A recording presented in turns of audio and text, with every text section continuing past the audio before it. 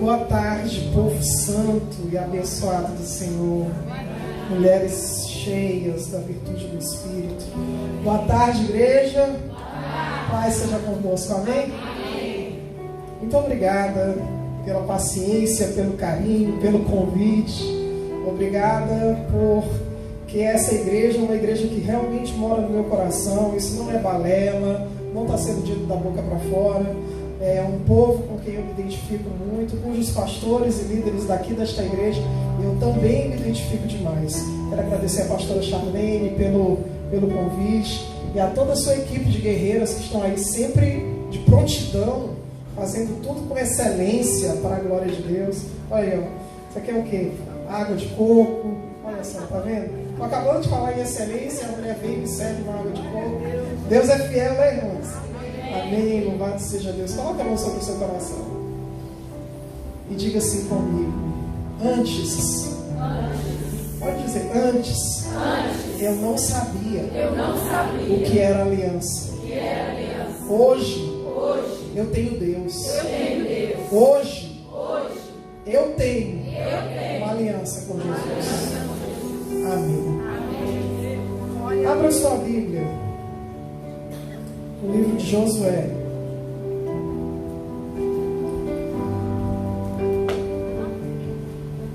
Nós vamos ler uma passagem muito conhecida. Josué, capítulo 24.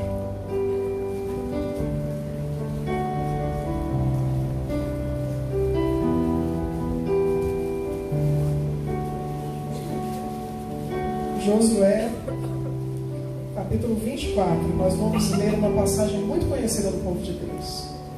Amém? Achou? Todo mundo achou? Amém. Glória a Deus. Diz assim a palavra de Deus: depois reuniu Josué todas as tribos de Israel em Siquém, e chamou os anciãos de Israel, os seus cabeças, e os seus juízes e os seus oficiais, e eles se apresentaram diante de Deus. Então Josué disse a todo o povo: assim diz o Senhor Deus de Israel: antigamente vossos pais, Tera, pai de Abraão e de Naor, habitaram da além do Eufrates e serviram a outros deuses. Eu, porém, tomei Abraão vosso pai além do rio e o fiz percorrer toda a terra de Canaã. Também lhe multipliquei a descendência e lhe dei a Isaac. A Isaac dei a Jacó e a Esaú. Dei em possessão as montanhas de Seir. Porém, Jacó e seus filhos desceram para o Egito. Então enviei Moisés e Arão e feri o Egito com o que fiz no meio deles. E depois vos tirei de lá.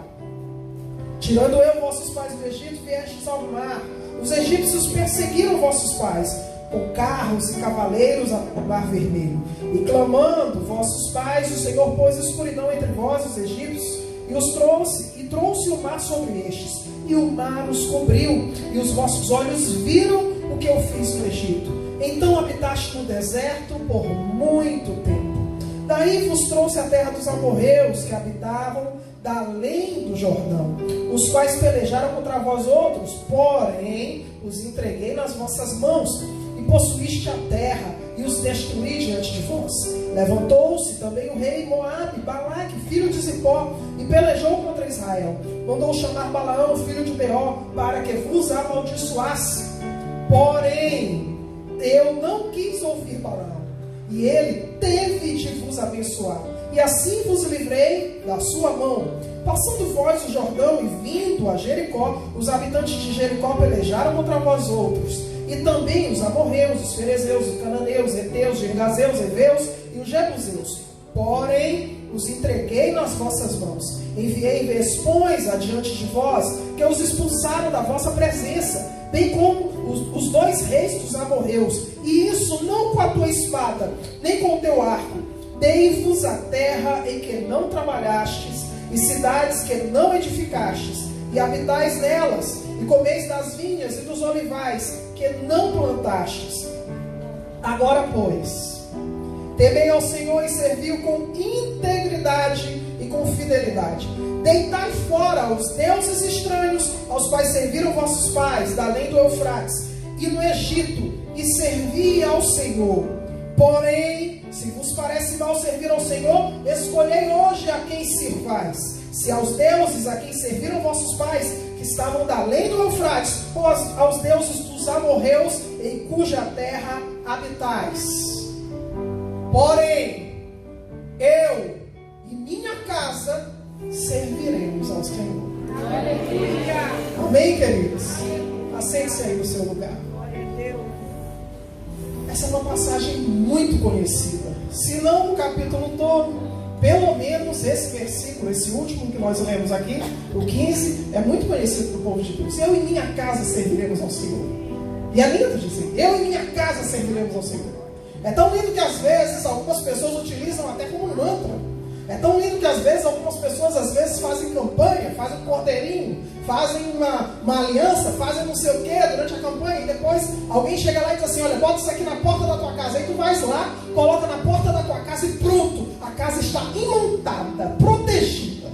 Algumas pessoas pegam essas palavras-chave da vida de um crente vencedor e às vezes costumam tratá-las assim, como se elas servissem de amuleto. Eles começam a reproduzir os sons como se apenas a reprodução do som fosse uma fórmula mágica para que a minha casa e eu possamos verdadeiramente dizer que servimos ao Senhor. Mas o negócio é que com Deus não tem pirlim-pim-pim, não tem pozinho mágico, não tem mantra, não tem repetição. Com Deus, ou é ou não é. Não adianta ficar repetindo. E o que Josué está fazendo aqui não é uma mera repetição de palavras. Quando Josué resume a história do povo de Israel em Siquém, quando ele reúne todos os principais representantes de Israel em Siquém, e ele começa a repetir algo que para a gente parece que já está escrito 1000 vezes na palavra, ele não está só repetindo. Ele está refrescando a memória do povo em relação à sua própria história. E quando Josué faz isso, nós temos alguns fatores interessantes acontecendo aqui. Nós vemos um Josué que em Siquém, guarde esse nome, ele reúne todo o povo de Israel. Ele reúne os principais representantes, os principais líderes do povo. Depois que a terra já havia sido conquistada, depois que Israel estava vivendo uma das maiores bênçãos que Israel passou boa parte do tempo esperando. Israel tinha duas promessas principais pelas quais esperava. Nós temos no Antigo Testamento duas promessas principais. Quando Deus toma Abraão pela mão e diz assim: sai da tua terra e da tua parentela e vai para a terra que eu vou te mostrar. Ali Israel já esperava, ali Israel tinha expectativa, e principalmente depois de Moisés, Israel passou a nutrir ainda mais a expectativa de que duas promessas principais que Deus havia feito para a sua vida iria se cumprir. Uma era o Messias, que eles continuam esperando até hoje, pelo menos os ortodoxos. E a outra era a terra. Porque sem terra não existe um povo, não existe uma nação. Dois ingredientes principais são necessários para que nós tenhamos uma nação. Quais são? Povo e terra. Povo, Israel já era. Eles eram da etnia hebraica. E terra eles não tinham. Peregrinaram por muito tempo. Quando Josué faz essa reunião aqui, nós vemos um povo que já tinha recebido uma das duas principais promessas de Deus na sua vida. Imagina só, gente, quantas pessoas aqui hoje, por exemplo, oram pela casa própria. Imagina o dia que você entrar naquela sua terra. Israel já tinha conquistado esse sonho. Israel já tinha tomado posse da chave da casa própria. Israel já estava ali, estava tudo quitado. E de repente, nesse momento da vida do povo de Israel, nesse contexto, Josué chama todo mundo para esse lugar chamado Siquém e faz essa reunião e faz esse resumo da história do povo de Israel. E ele começa muito bem falando sobre os deuses de antigamente, aos quais vossos pais serviram, e o Deus de hoje. Ele começa fazendo uma distinção muito bem de Israel antes do Senhor Jeová e Israel depois do Senhor Jeová. Ele começa falando muito bem sobre isso que nós queremos tratar nesta tarde. Deuses de antigamente ou Deus eterno. E ele faz esse breve resumo. E ele vai ali narrando a história de Israel. Ele vai falando como foi que Deus chamou Abraão, e como foi que Deus revelou a Abraão que lhe daria aquela terra, e como foi que a terra foi sendo marcada. E nós vamos precisar voltar um pouquinho lá em Gênesis 12 para que nós possamos entender o que Josué está falando aqui em todo o contexto desse capítulo. A palavra de Deus diz que quando Deus chama Josué, quando Deus chama Abraão, Deus o tira da terra de Ur dos Caldeus, e ele passa pela terra de Arã, seu irmão que havia morrido, e de repente Deus o tira de lá e diz em Gênesis 12: sai da tua terra, sai da tua parentela e vai para a terra que eu vou te mostrar. Abraão sai, mas ele sai dando uma brasileirada, ele sai levando o sobrinho Ló, porque brasileiro é assim, não é verdade? Família são todos os parentes. Brasileiro, eu acho que é a única nação que tem primo de 4º grau. Ah, esse aqui não, é primo de 2º. Esse aqui, fulano de tal, é meu primo de 2º grau. Gente, primo já é parente de 4º grau. Esse DNA já diluiu há muito tempo. E brasileiro está lá dizendo: não, fulano de tal é meu parente, é meu primo de 2º grau. Abraão dá uma brasileirada. Ele vai levando os penduricalhos, ele leva Ló junto consigo. E a palavra de Deus diz então que eles começam a peregrinar. Em Gênesis, no capítulo 12, no versículo 6, nós vemos Deus revelando para Abraão: Abraão, esta é a terra que eu tenho para te dar. Quando Abraão sai sem saber para onde ele iria, e quando ele chega no destino, Deus avisa ele: Abraão, é aqui. E onde é esse lugar que Deus revela a Abraão que lhe daria? Em Siquém. Siquém é como se fosse a nossa Brasília, é um local estratégico, é um ponto central em Israel. Em Siquém, Deus vai revelar para Abraão pela primeira vez que aquela era a terra que ele teria para dar para os seus descendentes. Abraão começa a percorrer a terra, mas logo a palavra de Deus nos diz que eles começam a brigar ele, Ló, os pastores dele começam a brigar com os pastores de Ló, e logo eles resolvem se separar. E mais uma vez, quando Abraão está inteiramente de acordo com aquilo que Deus quer, eu não estou falando aqui que a gente vai ter que rejeitar nossos parentes, mas o que eu estou dizendo é que há momentos da nossa vida em que Deus está construindo projetos que dizem respeito somente à nossa família. E família é pai, mãe e filhos, enquanto esses estão comendo do meu pirão e apanhando do meu cinturão. Família é isso. É isso mesmo. Família é isso. Depois que o filho casa, a honra não acaba, mas deixa o homem, pai e mãe, e vai se unir a sua mulher, e os dois vão formar uma só carne, e vão ter a sua família. A honra não acaba, o respeito não acaba, a solidariedade não acaba, mas família, do ponto de vista bíblico, é isso. E Abraão, então, quando ele está com a sua família, Sara, até então estéril, vivendo inteiramente o propósito de Deus, aí Deus vai confirmar para ele: Abraão, esta é a terra.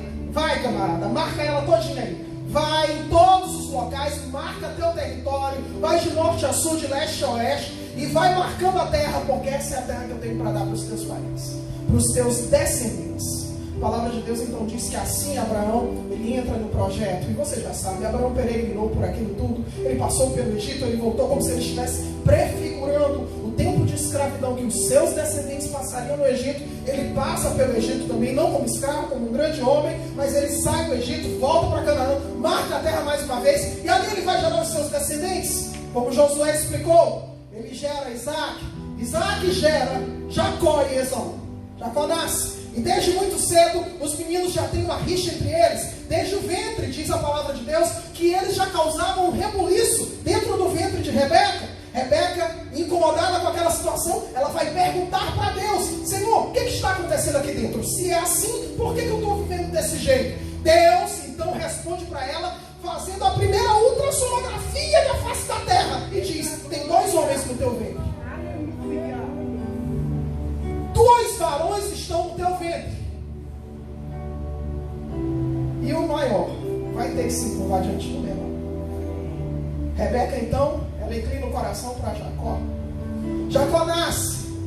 E no seu nascimento, de acordo com o estilo de vida, provavelmente, que ele vai desenvolvendo, ele recebe, o nome dele passa a significar usurpador. Precisamos entender que é provável dizem alguns estudiosos, que o estilo de vida que Jacó foi adotando é que deu um significado para esse nome, Jacó usurpador. Talvez fazendo um pequeno trocadilho, às vezes. Por quê? Porque é difícil crer que desde o seu nascimento Jacó teria sido, talvez amaldiçoado, possamos dizer, com o nome de usurpador por pais que estavam ali buscando uma aliança com Deus. O fato é que o nome de Jacó, em algum momento da vida dele, não se sabe quando, talvez, não sei, desde o seu nascimento ou não, o fato é que Jacó, ele passa a se chamar de Jacó, e ele passa a ser reconhecido como um usurpador, pegando golpe nos outros, usurpando a bênção do irmão. Usurpa tanto que um dia Rebeca, sua mãe, ensina a ele como é que ela vai enganar o pai para que ele possa abençoar o mais novo e não o mais velho, porque ela tinha engravidado da palavra de Deus, mas ela pensou que para que aquela palavra pudesse se cumprir, ela tivesse que dar uma forcinha para Deus, enquanto a Bíblia já nos diz há muito tempo, lá no Salmo, aquietai-vos e sabei que Deus sou eu. Quem é exaltado entre as nações sou eu. O nome que está sobre todo nome é o meu. Deus não precisa de forcinha, não precisa de ajudinha. Rebeca, no afã de querer fazer com que a palavra de Deus se cumprisse, vai, ensina o filho a enganar, o filho engana o pai, rouba a bênção do irmão, e ele tem que sair de lá fugindo. Esaú fica irado, ele sai jurando, olha assim, me faça Deus em outro tanto, quando o papai fechar os olhos, eu vou passar a vida do meu irmão a fio de espada. Tão certo quanto 2 mais 2 são 4. Jacó tem que sair fugindo. Ele vai viver um tempão na casa de um homem chamado Labão, irmão de sua mãe. Ele passa muito tempo ali. E ele passa vivendo aquilo que muitas pessoas não gostam de cogitar, não gostam de aceitar, mas que é a pura realidade. Ele passa pagando na mesma moeda. Por mais que ele tenha se arrependido, por mais que talvez ele tivesse já com o coração arrependido de ter enganado o irmão, de ter enganado as pessoas durante tanto tempo, mas aí nós vamos ter um Jacó que vai pagar na mesma moeda, nas mãos de um homem que era tão enganador, talvez até mais do que ele. Ele vai pagar o alto por isso. Porque assim, muitas vezes, em algumas áreas de nossa vida, em algumas áreas da nossa vida, Deus perdoa os pecados, todos os nossos pecados, em todas as áreas. Quando a gente se arrepende sinceramente, Ele perdoa. Mas algumas circunstâncias, elas vão se desenrolando por aí. E a gente tem que responder por elas. A verdade é essa. Há alguns problemas que a gente planta lá atrás, que por mais que a gente tenha se arrependido, eles ficam ali nos alcançando durante muito tempo. E Jacó passou por isso, foi enganado por Labão. Labão lhe deu a mais velha, no lugar daquela mulher, porque ele realmente havia se comprometido com uma aliança. Jacó faz aliança com Labão, dizendo, olha, eu quero me casar com a mais nova. Labão me engana. E assim ele tem que ficar 14 anos trabalhando pelas duas. A palavra de Deus diz então que ele passa todo esse tempo trabalhando sem que ele pudesse usufruir, sem que ele pudesse degustar do fruto do seu trabalho. A Bíblia nos diz então que esse tempo passa. E quando esse tempo passa, Jacó vai procurar o seu sogro e vai dizer, eu te servi esses 14 anos. Nunca exigi nada da tua mão. Tudo que eu fiz foi para que eu pudesse ter as mulheres comigo. Os anos já se passaram. Agora, me dá minhas mulheres e meus filhos, que está na época de eu ir embora. Labão reconhece a importância da presença de Jacó na sua casa e diz para ele, olha filho, eu tenho experimentado que Deus tem abençoado a minha vida e a minha casa por tua causa. Fica, eu vou te pagar teu salário. E assim como a palavra de Deus diz que há tempo para todas as coisas, o tempo de Jacó pagar as circunstâncias dos seus pecados passados, passou. E Jacó agora é um homem que está pronto para trabalhar em função de si próprio e da sua própria casa. Jacó agora é um homem que vê o tempo de Deus mudar. E ele está prontinho para trabalhar, para sustentar a sua família, para trabalhar, para usufruir do resultado do suor do seu rosto. E assim ele vai, trabalha. Embora Labão lhe mude o salário mais de 10 vezes, a palavra de Deus diz que como Deus era com Jacó, mesmo assim, Jacó prospera, Jacó se enriquece, Jacó se engrandece. Mas alguns anos se passam. E assim, o tempo muda mais uma vez. As circunstâncias mudam. A palavra de Deus diz que o gado mirrado, pouco, pequeno, magro que nasce, é todo de Labão. Mas o gado forte, viçoso, vigoroso que nasce, fica todo para Jacó. Por isso, os irmãos, os filhos de Labão, eles começam a comentar: rapaz, esse Jacó chegou aqui com uma mão na frente e outra atrás. Tinha nada. Agora tá aí, ó, tomou toda a nossa riqueza. Toda a riqueza que era do nosso pai, ele tomou. Ele não tomou, ele trabalhou, e foi Deus quem deu para ele. Essa família reconhecia isso nada. Os cunhados começaram a falar mal dele. E de repente, a palavra de Deus diz que o semblante de Labão já não era mais o mesmo para Jacó. Opa, sinal de mudança. A Bíblia diz que nesse momento Deus o interpela e diz, claro que a gente vai aqui dar uma dramatizada, né, gente? E aí, Jacó, beleza? Tudo tranquilo? Jacó responde: Deus, podia estar melhor. A cara do meu sogro, o senhor já viu? Tá um cão de coca comendo pipoca. Não tá dando certo isso aqui, rapaz. Eu tô oprimido nessa casa. E Deus diz: meu filho, então, ó, selo nas canelas. Por quê? Porque nós que somos crentes gostamos de dizer isso, né? Deus não deve nada para ninguém. Quando é para Deus nos abençoar, quando é para Deus cumprir promessas na nossa vida, quando é para a gente se lembrar de que um dia a gente vai trocar aquele carro que para de 5 em 5 quilômetros com problema no sistema de arrefecimento, aí a gente lembra que Deus não deve nada para ninguém. Deus me prometeu um carro novo, eu vou entrar naquele apartamento que eu sonho morar, é porque Deus me prometeu e eu vou ser curado desse problema. Deus não deve nada para ninguém. Se Deus é um Deus que não deve nada para ninguém, e se Ele é nosso Pai, Ele vai ter filhos, Ele vai querer ter filhos que tenham o nome sujo na praça, que tenham pendências para resolver, sem que sejam resolvidas. Se Deus não deve nada para ninguém, tudo quanto é pendência em nossas vidas, Ele vai fazer a gente acertar também. E Deus fala para Jacó: então, Jacó, dá mais que na hora, volta para a casa do teu pai e vai ter com teu irmão Esaú. Opa, pendência lá atrás. Lá vai Deus botar Jacó para voltar. Jacó sai fugindo, chama as mulheres dele, diz: olha, vocês sabem como é que é a situação aqui. Eu estou chupando fora, quero trazer vocês comigo. Aí vocês veem ou não veem? Elas: por acaso papai talvez considere a gente como filhas? Ele tomou tudo que é nosso, vamos embora com você que é nosso marido. E elas vão. E ele pega os meninos tudinho, sai embora, vai embora com todos os seus bens.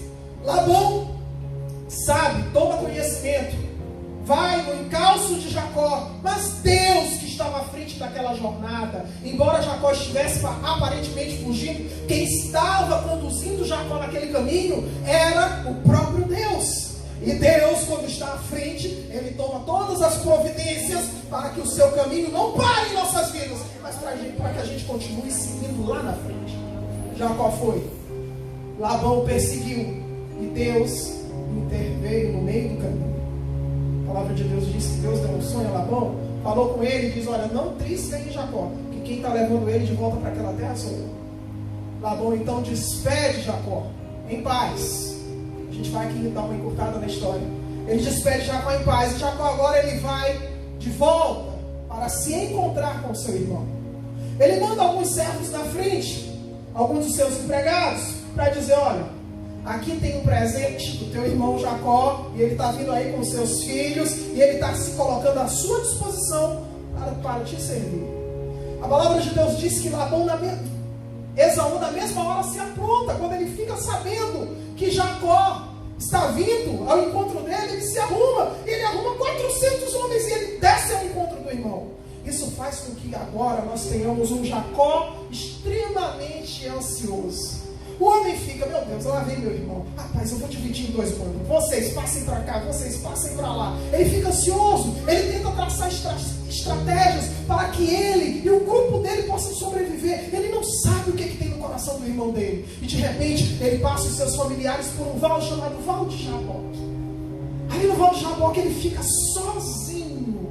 Nesse momento da jornada que eu e você, cristãos em Cristo Jesus, também, se não já passamos, um dia vamos precisar passar.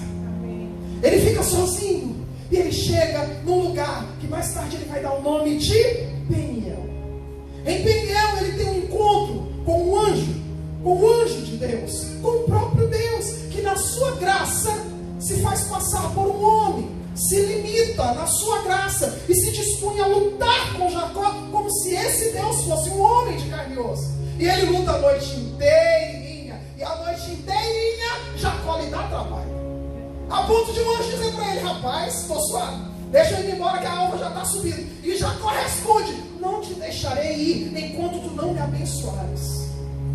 Gente, o que um homem, vocês moram para se perguntar isso, o que um homem que é rico se quisesse jogava dinheiro pelo ralo, que é abundante, que é próspero, que tem 11 filhos, um no forninho, tem 2 mulheres, o que um homem desse que tem todos os sinais de prosperidade que o povo reconhecia na época, o que um homem desse vai virar para o anjo e vai dizer: eu quero ser abençoado? Abençoado em quê, homem de Deus? Você já tem mais do que a bênção do Senhor. Mas não, ele diz: eu quero ser abençoado. Por quê? O anjo, a resposta a essa pergunta vem, a pergunta retórica que o anjo faz para Jacó. Ele diz: qual é o teu nome? E Jacó é obrigado a falar: Jacó. Quando Jacó dá essa resposta, eu consigo ouvir, particularmente, como se Jacó estivesse dizendo: é usurpador, é uma maldição que se apegou à minha vida e que eu não consigo me livrar dela. Por mais que eu prospere, por mais que eu me enriqueça, por mais que eu trabalhe, por mais que eu me engrandeça, por mais que todo mundo reconheça que eu tenho toda a fartura que um homem de carne e osso poderia ter, meu nome continua sendo Jacó, meu nome continua sendo usurpador. Onde quer que eu vá, esse rastro de vergonha continua me acompanhando. É um negócio que não me larga. E o anjo então responde para Jacó: então, aqui está a razão de você não se sentir bem, tão abençoado. A partir de hoje, Jacó, teu nome não será mais Jacó, mas será Israel, porque como príncipe, tu tens lutado a tua vida inteira com Deus e com os homens, e tu tens prevalecido. Aleluia. Por conta disso, a Bíblia diz que Jacó chama aquele lugar de Peniel, porque ele viu a Deus face a face e a sua vida foi poupada. A Bíblia diz então que agora sim Jacó é um homem pronto para viver na aliança. Ele era o filho da promessa. Ele era o filho a quem Deus tinha reservado as principais promessas. E agora, depois desse encontro, um encontro tão dramático, um encontro tão marcante, a ponto de ele passar a noite inteira lutando com o anjo, e o anjo, vendo que não podia vencê-lo, tocá-lo na conjuntura de sua coxa, e ele sair de lá manquejando naquele lugar. Jacó agora é aquele homem que vai personificar aquilo que Paulo vai dizer milênios de anos depois: quando eu estou fraco, aí é que eu sou forte em Cristo. Jacó é um homem que está pronto para viver o melhor da palavra de Deus. Ele teve um encontro verdadeiro com Deus. Eu não estou dizendo que aqui nessa época ele já era convertido. Eu não estou dizendo isso. Eu estou dizendo que a partir deste momento em Peniel, a vida dele é bem transformada. Ele está pronto para viver as principais promessas de Deus para a vida dele. Ele está pronto para viver os principais benefícios da aliança que ele tinha com esse Deus. Ele segue. A primeira pessoa a quem ele encontra é o irmão. O irmão lhe perdoa, lhe abraça, lhe é favorável. E assim, depois que todas as pendências do passado estão resolvidas, agora Jacó vai. Ele vai usufruir dos benefícios da aliança. Ele vai viver da aliança. E o primeiro lugar onde ele estaciona é onde? Em Siquém. Jacó chega em Siquém com toda a sua casa. Quando ele chega em Siquém com toda a sua casa, o que Jacó vai fazer? Ele vai fazer o que qualquer crente faria naquela circunstância. Ele vai consagrar a casa do jeito que a gente faz. Recebeu a casa própria, ou então mudou, nem que seja do aluguel. Essa casa aqui é só alugada, mas era a casa que eu queria morar. Então tá bom, a gente vai fazer o culto e ação de graças. Quem lambrega as portas de óleo faz, quem unta de óleo unge, quem não unge não unge, quem chama o pastor para orar chama. Jacó entra consagrando a Deus aquela terra. Ele ergue altares, ele faz tudo conforme manda o figurino. E a partir do momento que eles entram em Siquém, o que Jacó vai fazer? Ele vai se relacionar com os habitantes da terra. Que maravilha! A família dele também vai se relacionar com os habitantes da terra. E eles vão lá, desenvolvem um relacionamento aqui, outro ali. E de repente, um dia, no capítulo 34 do livro de Gênesis, nós temos Diná virando para o seu pai e falando assim: papai, vou passear ali na floresta. E o pai diz: vai, minha filha. E ela vai cantando. pela estrada fora, eu vou bem sozinho. E quem ela encontra nesse caminho? O lobo mau. Ela encontra um homem chamado Siquém, que tem o mesmo nome da cidade onde eles estão morando. E Siquém é aquele homem que põe os olhos em Diná e se interessa por ela. E quando ele se interessa por ela, ele vai dizer, essa mina é interessante. Só que como um homem que não teme a Deus, ele toma Diná à força. E a palavra, no original hebraico, traduzido para o nosso bom português, que significa humilhou, lá no original hebraico quer dizer que ele a estuprou. Ele forçou Diná a ter relações com ele. Ele se apropriou dela como se ela fosse um objeto. Ele a forçou. E a Bíblia diz que depois que isso aconteceu, ele então começou a se interessar por ela e começou a desenvolver sentimentos por ela. Ele se comportou nessa oportunidade como alguns que parecem ser crentes, mas não são. São capazes de entrar na igreja, são capazes de manifestar os melhores dons, são capazes de cantar, são capazes de pregar, são capazes de servir água numa bandeja bonita de ouro, se necessário, são capazes de vestir os melhores ternos, são capazes de atender ao próximo como ninguém, mas depois que servem todas as obras da casa do Senhor, eles vão para um hotel como se eles não tivessem um Deus que vai dizendo ali, eu não aprovo sexo fora de casamento. Se quem se comporta desse jeito, e de repente, quando a mina engravida, ele diz, ups, engravidei. O que a gente faz? Vamos casar. Isso aí acontece com todo mundo. E que eu saiba, o que apaga pecado na vida de qualquer pessoa, não é um documento.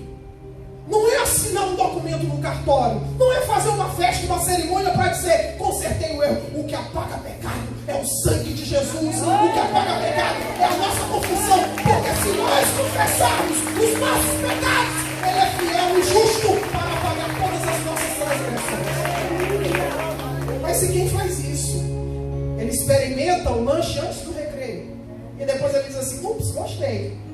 Aí ele vai lá e tenta consertar casando. E ele diz assim, papai, vamos lá na casa da mãe do pai dessa menina que eu gostei dela. Aprovei, gostei, então vamos lá resolver. E eles vão.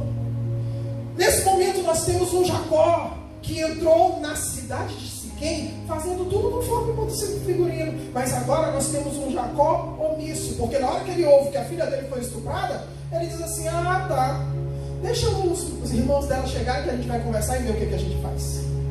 Ele não faz nada. E quando Diná havia saído de casa para dizer assim, vou passear ali, ela está demonstrando com a atitude dela o quão envolvidos com a cidade, com os habitantes da cidade, e como aquelas pessoas estavam recebendo da cultura local daquele lugar. Ela não ia passear bem ali ou bater papo na casa da vizinha se ela já não tivesse um bom relacionamento com os habitantes da cidade. Os filhos não estariam por ali passeando se eles já não estivessem estabelecendo relações próximas com os habitantes da cidade. E se eles já não estivessem recebendo de toda a influência cultural que a cidade tinha para fornecer para eles. Está dando para entender? Os filhos chegam, eles ficam indignados quando sabem da história. O quê? Diná foi estuprado? Que história é essa? Quem foi que estuprou? Foi Siquém? Rapaz, nós vamos resolver agora. E Jacó diz assim, calma, não precisa isso. Ele quer consertar, gente. Eles querem casar. Vamos casar eles. Olha, vai ser até bom pra gente, porque a gente vai entrar em aliança com os habitantes da cidade. Olha que maravilha. Eles vão dar, a gente vai dar Diná, eles vão pagar o lote, por aí a gente vai negociando. Que maravilha. E de repente, Siquém se torna um lugar onde a aliança de Deus é conclamada, mas de um modo completamente desvirtuado. Porque os filhos de Jacó, fazendo de conta que eles haviam aceitado a situação, o que eles vão fazer? Eles disseram, tá, então tá, quem entrar para a nossa família, a gente aceita, mas você tem que se circuncidar. Você sabe o que é a circuncisão. A circuncisão foi o sinal externo da aliança que Deus celebrou com Abraão. A circuncisão era como se fosse a operação de fimose que a gente tem hoje. O homem, nascido no meio do povo de Israel, ele precisava se circuncidar para que aquilo fosse um sinal corpóreo, um sinal no corpo de que Deus tinha aliança aliança com aquele homem e com toda a sua casa. Os filhos de Jacó, ardilosamente, eles dizem para Siquém e para o seu pai: não, tá bom, a gente vai entrar em aliança com vocês, desde que vocês entrem em aliança com o nosso Deus. Se vocês se circuncidarem, a gente aceita entrar em aliança com vocês. Se todos os habitantes, homens da cidade, se circuncidarem, a gente aceita entrar em aliança com vocês. E é o que eles fazem. Só que os filhos de Jacó, eles não fizeram isso porque eles estavam preocupados em fazer com que o nome do Deus de Abraão fosse propagado pela região de Siquém. Eles não estavam preocupados em fazer com que os habitantes da cidade de Siquém fossem alcançados pela aliança do Deus de Abraão. Não, eles estavam só se utilizando da aliança para que eles pudessem alcançar os seus objetivos pessoais, que no caso, na oportunidade, era querer matar sua sede de sangue. Porque eles sabiam que se os homens da cidade se circuncidassem, durante alguns dias, eles iriam ficar completamente inutilizados. Gente, pensa comigo, a circuncisão não era um negócio fácil. Não tinha anestesia. O negócio era feito com uma pedra afiada. Então um homem de considerada idade tinha que botar um negocinho para fora e alguém tinha que ir lá cortando aquele negócio, entendeu? O negócio era tão pesado e tão difícil que no terceiro dia os homens não conseguiam andar. Era comigo. Os filhos de Jacó sabiam disso. E o que eles fizeram? Sabedores disso, eles disseram: vamos invocar a aliança do Deus de Israel, mas só para inutilizar eles, só para a gente atender aos nossos desejos pessoais. É do jeitinho que alguns crentes fazem, quando eles fazem todas as campanhas da igreja. É campanha de prosperidade, é campanha para libertação de família, é campanha até com os motivos mais nobres. Mas para quê? É só para que eu possa ter paz, é só para que papai pare de brigar comigo, é só para que papai volte para a mamãe e a nossa vida financeira aqui vire um mar de rosas como era antes. Para que eu estou invocando? Para que eu estou me envolvendo com as campanhas? Para que eu estou me envolvendo com aquilo, com a programação da igreja? Não é porque eu estou preocupado em fazer com que o nome de Jesus seja propagado, não. É porque eu quero alcançar os meus objetivos pessoais. É porque eu quero ser médico. É porque eu quero ser advogado. É porque eu quero ser ministro do STF. É porque eu quero. É porque eu preciso. É porque eu posso. Não, porque a glória de Deus tem que se espalhar por toda essa terra. Os filhos de Jacó fizeram isso em Siquém. E Siquém passou a ser aquele lugar onde a aliança de Deus, ela passou a ser invocada apenas como um instrumento de barganha entre homens. A Bíblia diz que os filhos de Jacó, quando chegou no terceiro dia, eles foram até a cidade de Siquém, onde os habitantes homens estavam, e mataram todo mundo. Mataram todos os homens da cidade. Mataram inclusive Siquém e Amor, seu pai. A Bíblia diz que eles saíram de lá, voltaram para casa. E Jacó, quando ficou sabendo da notícia, disse: o que vocês me fizeram? Vocês cancelaram a aliança que eu estava começando a fazer com esses homens dessa cidade, e agora eu vou ter que me mudar daqui. E eles responderam uma reclamação que lhes era legítima, mas que foi defendida de uma forma equivocada. Eles disseram: papai, põe a mão na consciência. A gente ia deixar esse homem fazer a nossa irmã de uma prostituta e a gente não ia fazer nada. A reclamação dos filhos de Jacó era legítima, mas a atitude deles foi completamente errada. Só que eles tiveram que mudar dali. Uma maldição começou naquele lugar. O lugar que era para ser o primeiro lugar da bênção começa com uma maldição. Eles saem dali, eles vão parar numa cidade chamada Betel. Em Betel, a palavra de Deus diz que esse Jacó, ele agora entra em Betel e ele faz tudo conforme manda o figurino de novo, mas só que dessa vez ele vai fazer de um jeito diferente. Jacó consagra a casa, Jacó ergue altares a Deus, e Jacó retoma agora a aliança espiritual da sua casa em suas mãos. Ele não vai mais ser aquele tipo de pai que consagra o menino no altar e deixa o YouTube criar. Ele não vai mais ser daquele tipo de pai que consagra o menino no altar e espera que a igreja cuide dele, que a escola cuide dele, que a escola bíblica ensine Bíblia para ele. Não. Jacó não vai mais ser aquele tipo de pai que passa uma vez na semana na igreja, separa 10% do salário e diz assim: agora toda a minha provisão está abençoada porque eu já dei meu dízimo. Não. Jacó não é mais agora um homem só religioso, o homem que acha que só cumprindo o ritual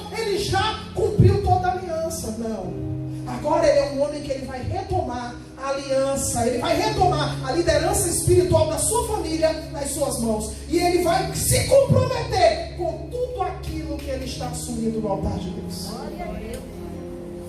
Ele vai viver a aliança, ele não vai mais só falar dela. Ele vai praticar a aliança, ele não vai mais só cumprir os rituais dela. Jacó agora, ele chama os filhos e diz assim: cadê os ídolos estranhos? Cadê os deuses estranhos que vocês andam carregando e que estão escondidos por aí? Me dá, eu quero tudo aqui na minha mão. Jacó carrega os deuses estranhos. A família é obrigada a devolver os deuses estranhos para ele. E para onde ele vai levar? Para Siquém, onde a maldição começou. A palavra de Deus diz que ele volta lá em Siquém, ele enterra os deuses estranhos, e ali naquela situação ele consegue retomar a liderança espiritual da sua casa. Ele consegue retomar por viver, como eu disse anteriormente, não só por falar. E é o que nós estamos precisando fazer hoje.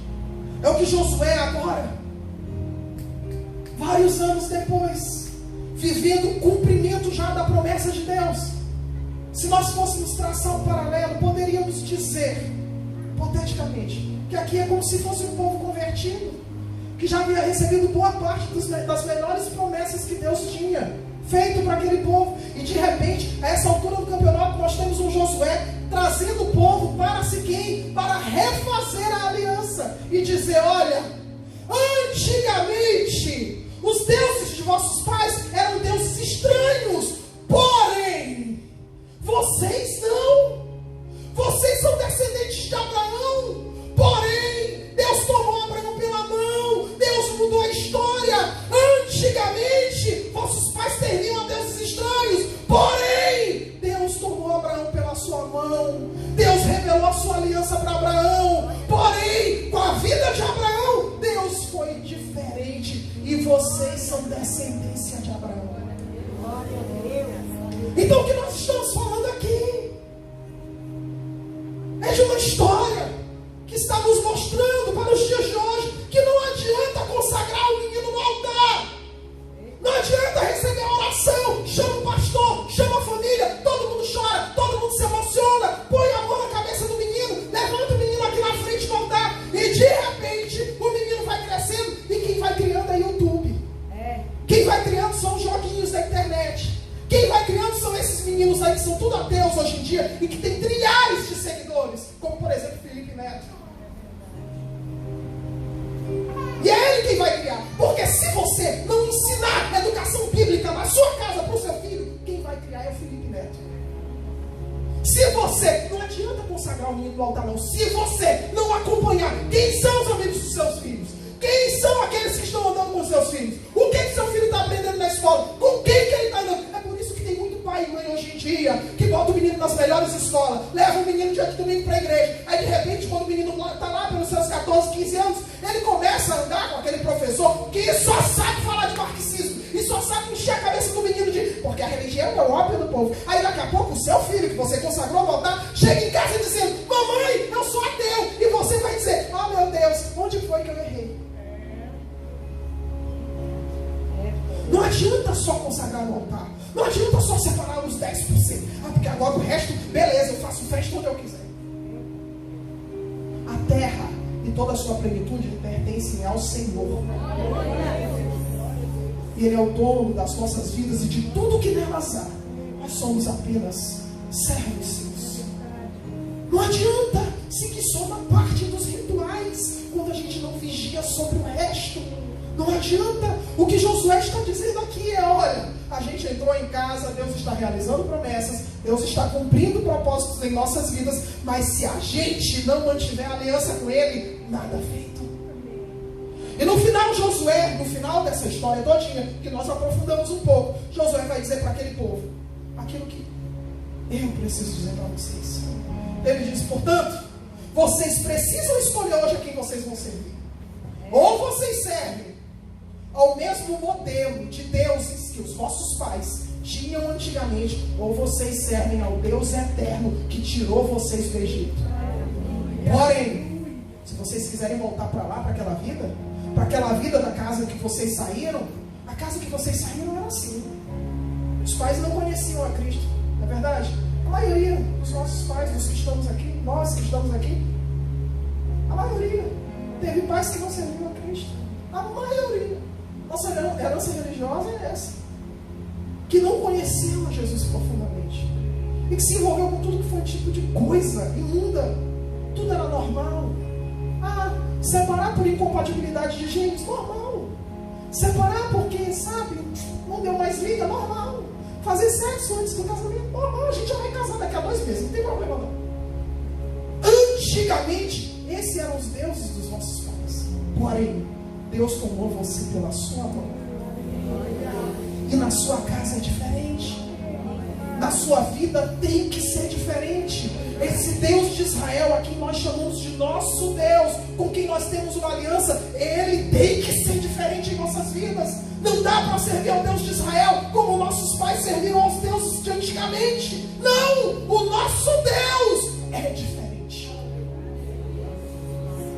E Josué faz esse discurso e diz: agora vocês estão num ponto da vida de vocês em que vocês têm que escolher. Ou vocês voltam e servem aos deuses de antigamente, ou vocês servem a esse Deus que está realizando promessas aqui em nossa vida.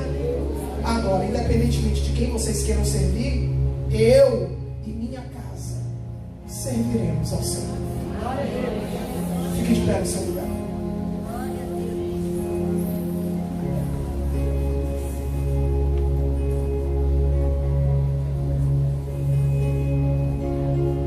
Antigamente, adultério era normal.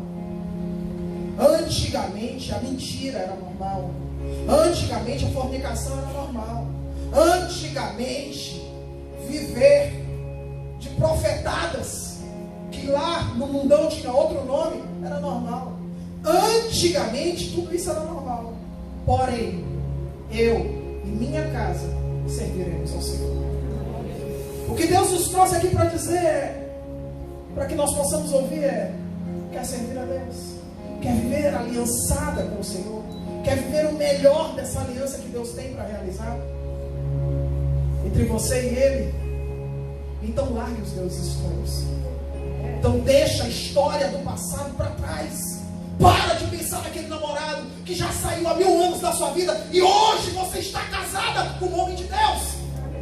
Para de pensar naquela situação que você perdeu e que era coisa da sua vida passada. Hoje o que você está vivendo aqui na presença do Senhor, no altar do Senhor, é o que tem que ser de Deus para a sua vida.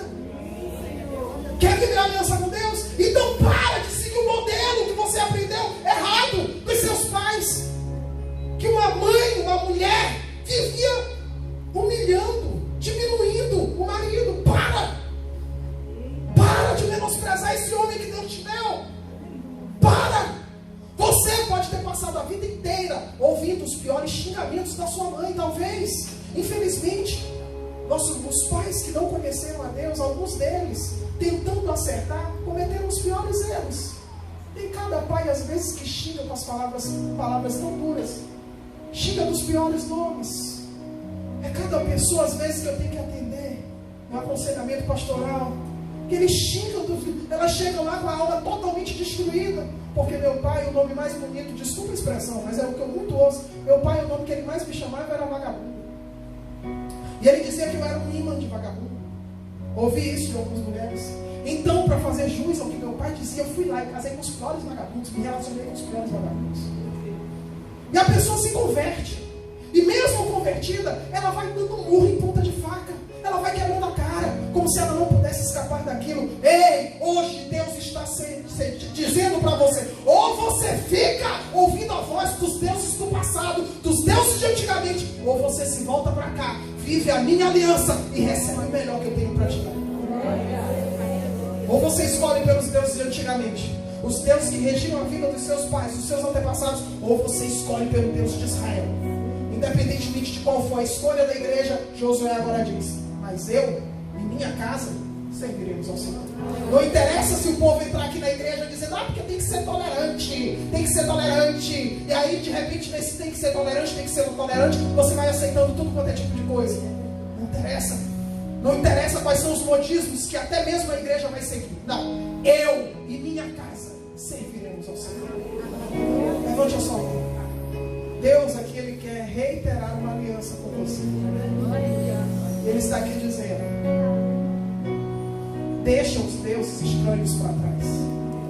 O que Israel, a essa altura do campeonato, que já estava vivendo uma das principais promessas de Deus, ainda tinha que carregar deuses estranhos, gente. E o pior é que conosco não é diferente.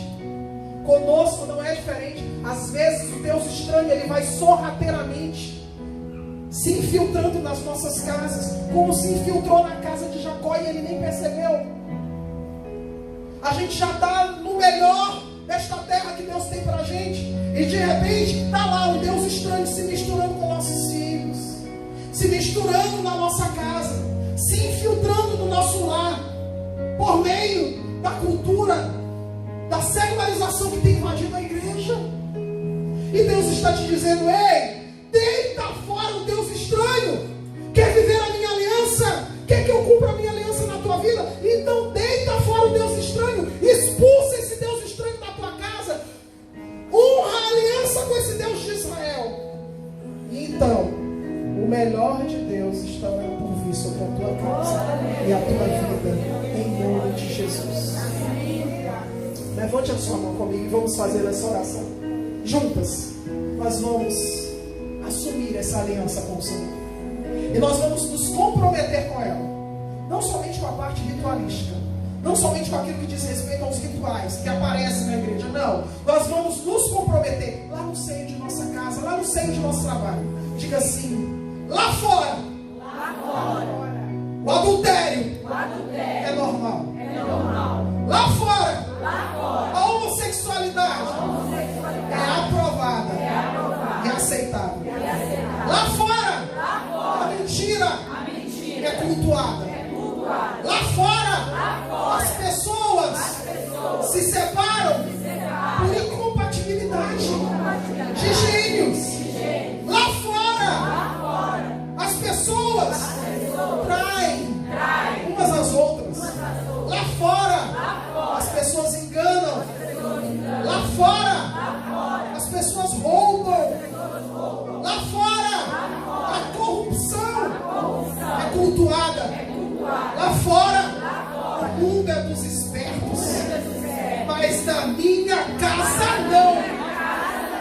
Lá fora, dos meus antepassados, houve divórcio, houve quebra de aliança, houve traição, houve mentira, houve abandono, houve pai que amaldiçoasse filhos, houve mãe que amaldiçoasse filhas, mas na minha história não, na minha casa não, porque eu e minha casa serviremos ao Senhor. Aplaude o nome de Deus.